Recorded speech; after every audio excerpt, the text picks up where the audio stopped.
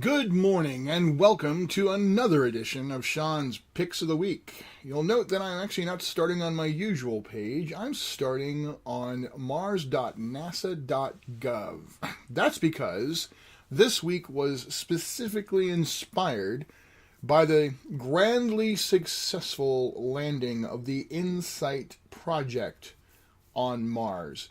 This is a special probe that was sent to Mars that represents specifically a project to drill down into the under the surface of Mars and get a sense of what's going on down below the surface. A huge achievement, despite all the efforts to not get things done on the behalf of others who do not support the mission of NASA. NASA's still getting things done, and this is a huge achievement. This is one step closer to both understanding our world and our solar system, and eventually getting people onto the planet. So, with that in mind, I have chosen to celebrate Mars by doing Celebrating InSight Week. And that means a week of picks based on, well, Mars. So we open up with Blood Red Mars, which is created for Rocket Age. It's a source book for Why Not Games Rocket Age, featuring their Vortex system. This book details a pulpy, war-torn planet with armies in battle and ancient mysteries to uncover. Kind of Burroughs meets Rocket Punk. And you can kind of get a sense of that. All the Rocket Age games have the whole, look at me, I'm in a spacesuit flying around with a laser pistol. And that's just a really cool image, and the concept looks really cool. They start out with the red sands of Mars are stained dark with the blood of conqueror and the conquered, of explorer and savage beast, of alien and native alike.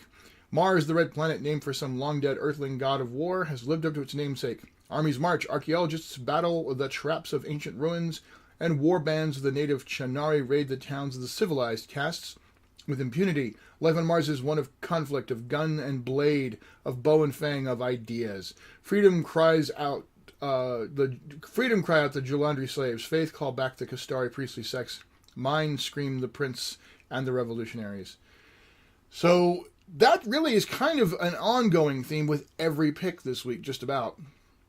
Just because Mars, as a game setting, has always seemed to call back to Edgar Rice Burroughs' initial vision of a sword and laser kind of space fantasy, or science fantasy, which of course moves right on to the next one, the complete Canal Priests of Mars, Marcus Rowland's contribution to Space 1889.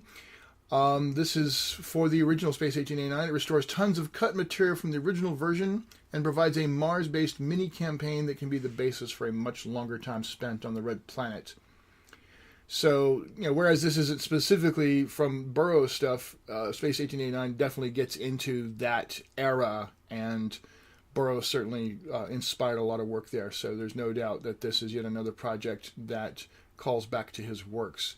And then we move on to, very specifically, Edgar Rice Burroughs' Mars, which was created for the Shadows of a Dying World, an OGL guide to monsters, races, and beasts.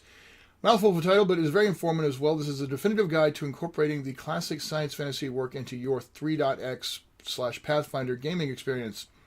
This is Skirmisher Publishing, and this is their saying, here, take your 3 or 3.5 game or your Pathfinder game and add in, quite literally, all of Edgar Rice Burroughs' concepts and ideas and creatures. Then we move on to the next pick, which was actually, I unfortunately missed yesterday because doctor's appointments and all kinds of other stuff, so I double picked today to make up for it. We have the 1-2 punch starting with Cavaliers of Mars.